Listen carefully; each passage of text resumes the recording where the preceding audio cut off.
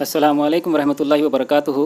प्यारे बच्चों, 9वीं क्लास के साइंस और टेक्नोलॉजी सबक नंबर 7 माहौली निज़ाम में तवानाई का बहाव, इस सबक का आज हम मुताला शुरू करेंगे।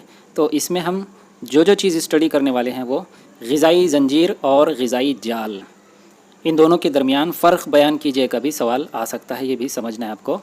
तवानाई का हर्म, फिर इसके बाद हयाती अर्ज़ी कीमियाई दौर और कार्बन, ऑक्सीजन, नाइट्रोजन, इन तीनों का दौर हमको देखना है अलग अलग से। तो इसमें रिवीजन के तौर पे आपको 3 सवालात पूछे हुए हैं, पीछे मुड़कर देखें। सबसे पहला सवाल है आपको, माहौली निज़ाम से क्या मुराद है।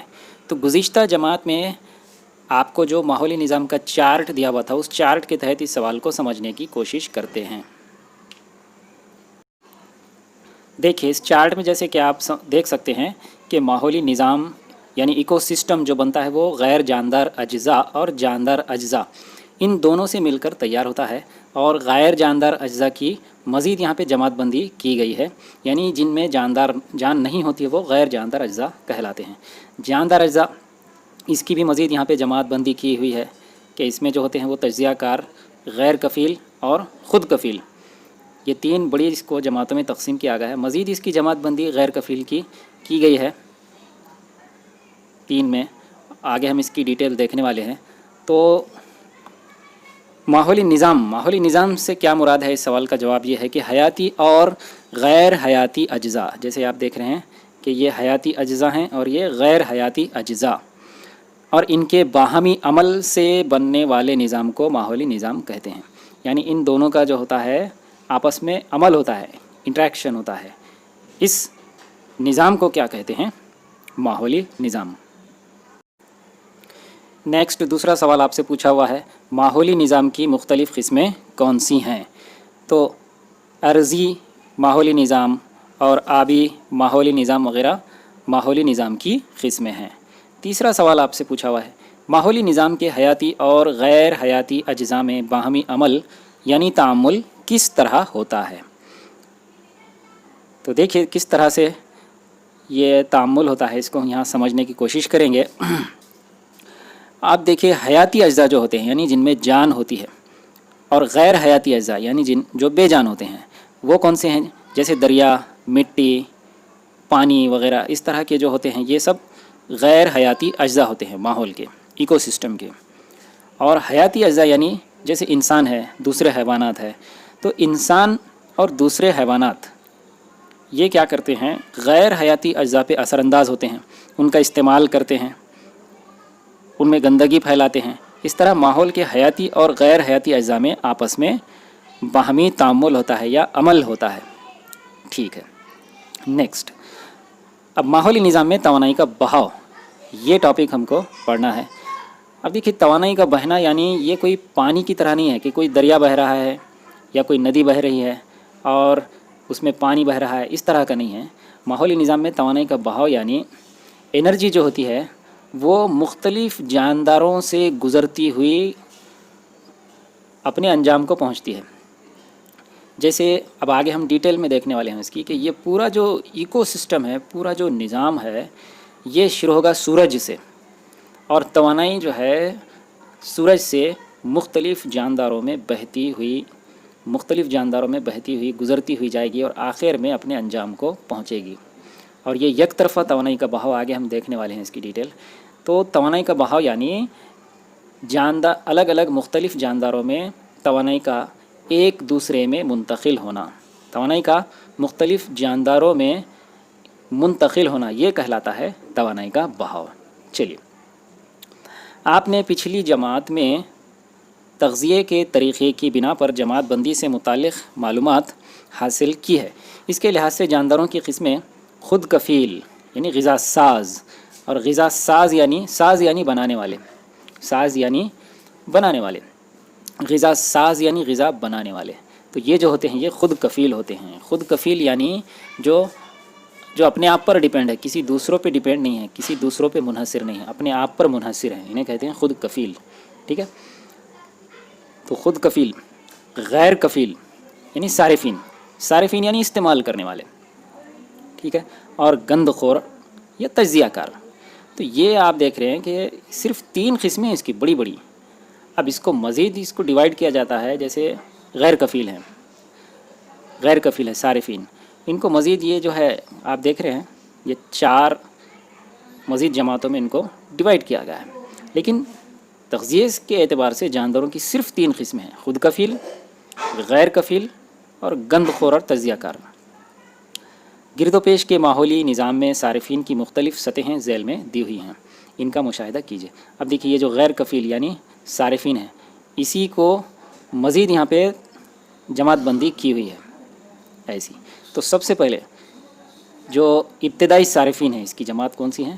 ابتدائی صارفین۔ صارفین یعنی استعمال کرنے والے، اس کو 4 جماعتوں میں یہاں پہ تقسیم کیا گیا ہے۔ تو اب دیکھیے سب سے پہلے ابتدائی صارفین یعنی سبزی خور، مثلا ناک توڑا، گلہری، ہاتھی وغیرہ خود کفیل غذا ساز نباتات پر راست انحصار رکھتے ہیں، یعنی ڈائریکٹ ان پہ ڈیپینڈ ہوتے ہیں۔ یہ ڈائریکٹ کس کو کھاتے ہیں؟ نباتات کو غذا کے طور پہ استعمال کرتے ہیں، بالکل راست۔ اس کے بعد ثانوی صارفین ہوتے ہیں یعنی گوشت خور، مثلا مینڈک، الو، لومڑی، یہ گوشت خور ہیں، دوسرے حیوانات سے اپنی غذا حاصل کرتے ہیں۔ یعنی یہ کیا کرتے ہیں؟ یہ ابتدائی صارفین کو غذا کے طور پہ استعمال کرتے ہیں۔ پھر اس کے بعد آتا ہے نمبر اعلیٰ صارفین کا، مثلا ببر شیر، شیر، یہ سبزی خور اور گوشت خور حیوانات سے غذا حاصل کرتے ہیں، انہیں دوسرے حیوانات نہیں کھاتے۔ دیکھیے شیر، ببر شیر وغیرہ ان کو کوئی دوسرے حیوانات نہیں کھاتے۔ یہ غذا کس سے حاصل کرتے ہیں؟ سبزی خور اور گوشت خور حیوانات سے، یعنی یہ جو غذا حاصل کرتے ہیں ان سے اور ان سے، دونوں سے یہ اعلیٰ صارفین غذا حاصل کرتے ہیں۔ اور آخر میں ہمہ خور، مثلا انسان، ریچھ۔ ہمہ کا مطلب ہوتا ہے بہت زیادہ، کئی، ہمہ کا مطلب ہوتا ہے بہت زیادہ یا کئی۔ ہمہ خور اس اومنیورس بھی کہا جاتا ہے انگلش میں۔ مثلا انسان، ریچھ، یہ سبزی خور اور گوشت خور حیوانات اور نباتات کا غذا کے طور پر استعمال کرتے ہیں، یعنی یہ سبزی خور بھی ہوتے ہیں اور گوشت خور بھی ہوتے ہیں۔ چلیے نیکسٹ، اب جو ٹاپک ہے ہمارا غذائی زنجیر اور غذائی جال، ان دونوں میں جو فرق ہے یہ فرق بیان کیجیے گا، سوال آ سکتا ہے۔ دیکھیے مشاہدہ کیجیے، شکل 7.1 یہ والی کا مشاہدہ کر کے ہر جز کے درمیان تعلق واضح کیجیے۔ یہ دیکھیے اب اس کے جو اجزاء ہیں وہ سب سے پہلے یہ ہے، آپ دیکھ رہے ہیں سورج کی روشنی سے یہ گھاس کی نشو و نما ہو رہی ہے، اس گھاس کو یہ ناک توڑا یا ٹڈا غذا کے طور پہ استعمال کر لیتا ہے، ٹڈے کو مینڈک غذا کے طور پہ استعمال کر لیتا ہے، اور مینڈک کو سانپ کھا لیتا ہے، سانپ کو چیل یا باز جسے کہتے ہیں وہ اپنی غذا بنا لیتی ہے، اور چیل یہ جب مر جاتی ہے زمین کے اوپر آ کے گر جاتی ہے تو اس کو گندخور اور خوردبینی تجزیہ کار جو ہوتے ہیں بیکٹیریا وغیرہ، یہ اس کو باریک باریک حصوں میں اس کو کنورٹ کر دیتے ہیں اور مٹی میں ملا دیتے ہیں اس کو، اور یہ مٹی کا حصہ بن جاتی ہے یہ چیز، اور آخر میں اسی مٹی کی زرخیزی کا سبب بنتے ہیں، اور اسی زرخیزی کا استعمال کر کے پھر دوبارہ سے یہ نباتات یا ہری گھاس اپنی غذائیت حاصل کرتے ہیں۔ اس طرح سے آپ دیکھ رہے ہیں کہ یہ ہوگا یہ غذائی زنجیر، فوڈ چین۔ نیکسٹ، شکل 7.1 کے مطابق آپ کے گرد و پیش میں پائے جانے والے جانداروں کی 4 غذائی زنجیریں تیار کیجیے۔ تو اب دیکھیے یہ تو ایک زنجیر ہو گئی ہے، ٹھیک ہے، فوڈ چین، لیکن ایسی کئی فوڈ چین، سینکڑوں ہزاروں غذائی زنجیریں ماحولی نظام میں موجود ہوتی ہیں، ان تمام سے مل کے جو بنتا ہے وہ غذائی جال بنتا ہے، ٹھیک ہے۔ تو اب دیکھیں یہاں پہ اب گھاس کو ضروری نہیں کہ یہ ناک توڑا کھائے یا ٹڈا کھائے، گھاس کو گائے بھی کھا سکتی ہے، ٹھیک ہے، گائے کو شیر کھا سکتا ہے، اور شیر جب مر جائے اور زمین کے اوپر وہ جو ہے اس کو خوردبینی تجزیہ نگار اس کا تجزیہ کر دیں تو اس کے بعد پھر دوبارہ سے یہ اس دور کا حصہ بن جاتا ہے یہ زنجیر کا، ٹھیک ہے۔ تو آپ دیکھ رہے ہیں کہ اس طرح سے بھی غذائی زنجیر تیار ہو سکتی ہے، ٹھیک ہے۔ نیکسٹ، اب یہ جو ہے اس کو ایز اے فوڈ اس کا استعمال ہرن بھی کر سکتے ہیں، اور ہرن کو شیر کھا جائے گا، اور پھر دوبارہ سے یہ چکر پورا ہو جائے گا، یہ غذائی زنجیر. ٹھیک ہے، تو اس طرح سے کئی طریقے سے یہ غذائی زنجیر بن سکتی ہے. ایسی کئی غذائی زنجیریں ہیں، اور ایسی کئی غذائی زنجیروں کے ملنے سے تیار ہوتا ہے غذائی جال. ٹھیک ہے، دیکھیں غذا ساز، صارف اور تجزیہ کار میں دیکھیے یہ غذا ساز، غذا تیار کرنے والا اسے کہتے ہیں غذا ساز، تیار کرنے والا یا بنانے والا. ٹھیک ہے، صارف. اب صارف کون ہے؟ یہ سب جو ہے یہاں سے لے کے یہاں تک اس فوڈ چین کے اندر، غذائی زنجیر میں، یہ سب کے سب کیا کہلاتے ہیں؟ صارف کہلاتے ہیں، یعنی استعمال کرنے والے. ٹھیک ہے، دو ہو گئے. پہلا کون سا ہوا؟ غذا ساز، دوسرا صارف، اور تیسرا اور آخری جو ہوتا ہے وہ تجزیہ کار ہوتا ہے. یہ تین سب سے مین انگریڈینٹس ہوتے ہیں. تو اس میں کیا ہوتا ہے؟ مستقل طور پر باہمی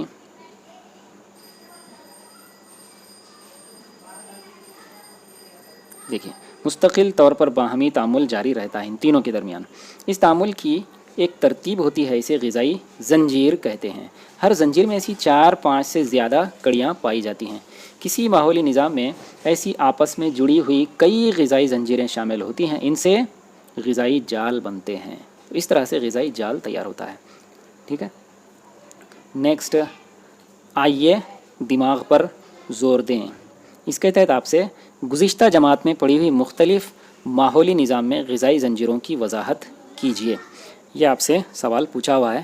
تو گزشتہ جماعت میں جو آپ کو اس کا غذائی زنجیر دی ہوئی تھی اس کو سمجھنے کی کوشش کرتے ہیں. ٹھیک ہے، دیکھیے گزشتہ جماعت میں یعنی 8ویں جماعت میں یہ غذا ساز آپ دیکھ رہے ہیں کہ نباتات جو ہوتے ہیں وہ غذا ساز ہوتے ہیں. ان کا استعمال کس طرح سے یہ مختلف جاندار کرتے ہیں، اور پھر ان جانداروں کو یہ شیر ببر وغیرہ کھا لیتے ہیں. ٹھیک ہے، اور پھر بعد میں جو ہے دیکھیں یہاں پہ تیر کا نشان ہے، اور کس طرح سے ان کے مرنے کے بعد یہ جو خردبینی تجزیہ کار ہیں، خردبینی جاندار ہیں، یہ ان کا جسم کا پورا تجزیہ کر دیتے ہیں. اس دوران جگہ جگہ جو ہے حرارت خارج ہوتی رہتی ہے، دیکھیے ہے نا، یعنی کہ اس میں جو ہے توانائی لیک ہوتی رہتی ہے، توانائی کا نقصان ہوتا رہتا ہے. ٹھیک ہے، تو آپ دیکھ رہے ہیں کہ اس کے بعد پھر یہ دوبارہ سے دیکھیے تجزیہ نگار کیا ہوتے ہیں، غیر حیاتی اجزاء، اس میں اس کو تبدیل کر دیتے ہیں. ٹھیک ہے، یہ ان کے پورے جو جسم ہیں حیوانات کے، ان کو ایسے معدنیات وغیرہ میں تبدیل کر دیتے ہیں یہ. ٹھیک ہے، اور بعد میں اسی کا استعمال نباتات کرتے ہیں. ٹھیک ہے، تو اس طرح سے آپ کو گزشتہ جماعت میں ماحولی نظام میں غذائی زنجیر کی وضاحت کی گئی تھی. ٹھیک ہے، ایک جاندار دوسرے جاندار کا صارف ہوتا ہے. صارف یعنی استعمال کرنے والا، یعنی اس کو کھانے والا. مثلا ایک کیڑا کئی نباتات کے پتے کھاتا ہے، لیکن یہی کیڑا مینڈک، چھپکلی اور پرندوں کا شکار ہوتا ہے. اگر شکل کے ذریعے سے دکھانا ہو تو خط مستقیم غذائی زنجیر کی بجائے کئی شاخوں والا پیچیدہ جال تیار ہوگا. جیسے ہم نے ابھی دیکھا کہ غذائی زنجیر صرف ایک طریقے سے ضروری نہیں کہ ہو، غذائی زنجیر کئی طریقے سے ہو سکتی ہے. ٹھیک ہے، اسے ہی قدرت میں پایا جانے والا غذائی جال فوڈ ویب کہتے ہیں. عام طور پر ایسے غذائی جال قدرت میں ہر طرف پائے جاتے ہیں. نیکسٹ اب آئیے دماغ پر زور دیں. اس کے تحت گرد و پیش کے ماحولی نظام کے مختلف صارفین کی فہرست بنا کر ان کے تغذیاتی طریقے کے مطابق جماعت بندی کیجیے. تو آپ اس میں مختلف یہاں پہ نباتات اور حیوانات کی تصاویر دیکھ سکتے ہیں. اب آپ یہ نباتات جو ہوتے ہیں یہ تو آپ کو اچھی طرح سے معلوم ہے، یہ جو ہوتے ہیں یہ غذا ساز ہوتے ہیں، یہ غذا بنانے والے ہوتے ہیں. تمام جانداروں کے لیے غذا تیار کرنا یہ ان کا کام ہے. پھر یہ اس میں مختلف دیکھیے پرندے ہیں، گدھ نام کا جو ہے یہ ایک حیوان ہے، خرگوش وغیرہ، بھیڑیا اور شیر، زیبرا، ہرن، بندر، یہ سب جو ہے کسی نہ کسی درجے میں غذائی جال کا حصہ ہیں. کوئی ابتدائی، جیسے ہم دیکھ رہے ہیں ہرن، یہ ابتدائی صارفین میں سے آتا ہے. ٹھیک ہے، اور کچھ شیر ببر آپ دیکھ رہے ہیں، یہ جو ہوتے ہیں یہ اعلیٰ صارفین میں شمار ہوتے ہیں. ٹھیک ہے. چلیے نیکسٹ، شکل 7.2 میں یہ والی، کئی جانداروں کی اشکال دی ہوئی ہیں، ان سے غذائی جال تیار کیجیے. ٹھیک ہے. تو آپ کو کیا کرنا ہے، سب سے پہلے آپ کو یہ لینا ہے غذا ساز. ٹھیک ہے. اور پھر اس کے بعد ان کو کھانے والے جو ہوتے ہیں یعنی ابتدائی صارفین، جیسے گلہری، یہ گلہری، ہرن وغیرہ. ٹھیک ہے. تو آپ کسی کاپی کے پیج پہ ایک ایک صارف کو لے کے سب سے پہلے اس میں آپ کو لکھنا ہے نباتات غذا ساز. یہاں سے آپ کا یہ شروع ہوگا غذائی جال. ٹھیک ہے. سیکنڈ پہ آپ لیں گے ابتدائی صارفین یعنی ہرن، گلہری، خرگوش. ٹھیک ہے. اس طرح کے حیوانات. پھر اس کے بعد آپ ثانوی صارفین لیں گے یعنی بھیڑیا، لومڑی. ٹھیک ہے. یہ لیں گے آپ. اس کے بعد پھر آپ ببر شیر، اعلیٰ صارفین لیں گے آپ. ٹھیک ہے. تو اس طرح سے آپ غذائی جال مکمل کریں گے.